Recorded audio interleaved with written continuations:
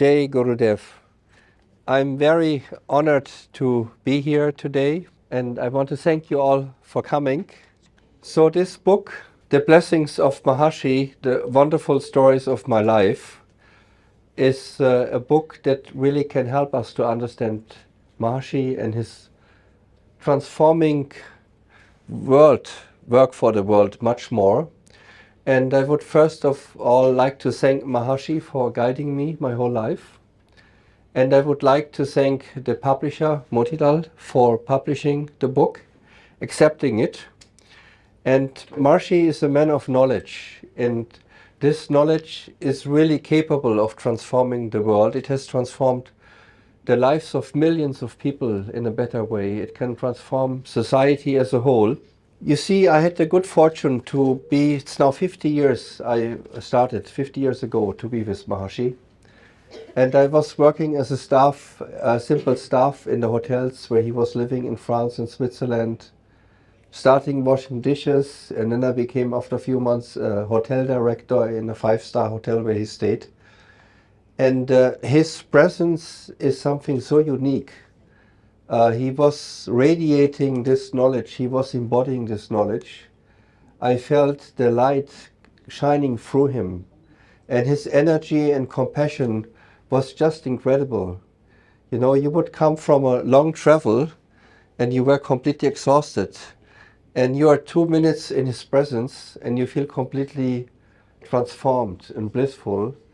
And I experienced in that time many, many wonderful things all these years. And then later Maharishi sent me to many countries. I was teaching thousands of students in Africa, Transcendental Meditation. I was meeting with heads of states. He gave me very impossible tasks, and I felt miracles happening. I just did innocently what he asked me to do. It sounded impossible, but it all worked. And then in the evenings, when I was meeting my colleagues who had organized these lectures, I told them some of the stories. There was such a wonderful atmosphere, and the teacher said, and the colleagues, the meditators, Lothar, you should write a book about this. This is so precious. And I heard it many times, and then in one occasion, there was the Jyotishi, the Vedic astrologer, and I asked him, do you think I should write a book about it? He was looking at my horoscope and he said, well, you can't write books, but you can tell stories.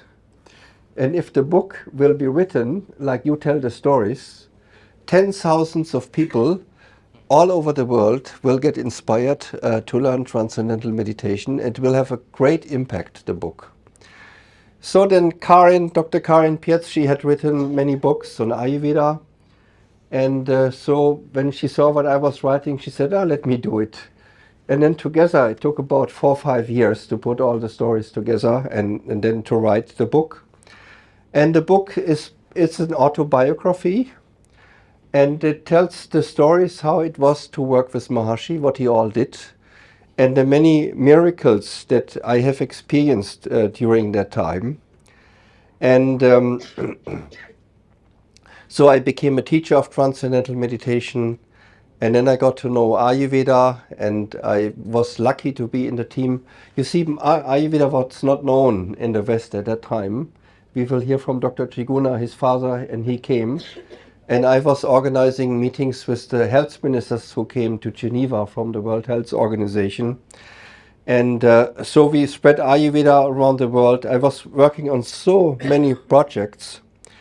And I know that Maharishi actually didn't want stories to be written about his guru, Swami Brahmananda Saraswati. He said we cannot do justice to the saints by telling just the stories. But still, when people read the anecdotes of saints, there is something nice enlivened. And that is also what I got confirmed. And I'll just tell you, the book is structured, all the knowledge that Maharishi has brought out, Transcendental Meditation, the science of creative intelligence, the enlivenment of Ayurveda, Jyotish, Sthapatya Veda, all the Vedic branches, they're all covered in the book, but in the terms of stories. And at the end of the book, there is an overview about all the accomplishments of Maharishi's movement and the activities going on now worldwide.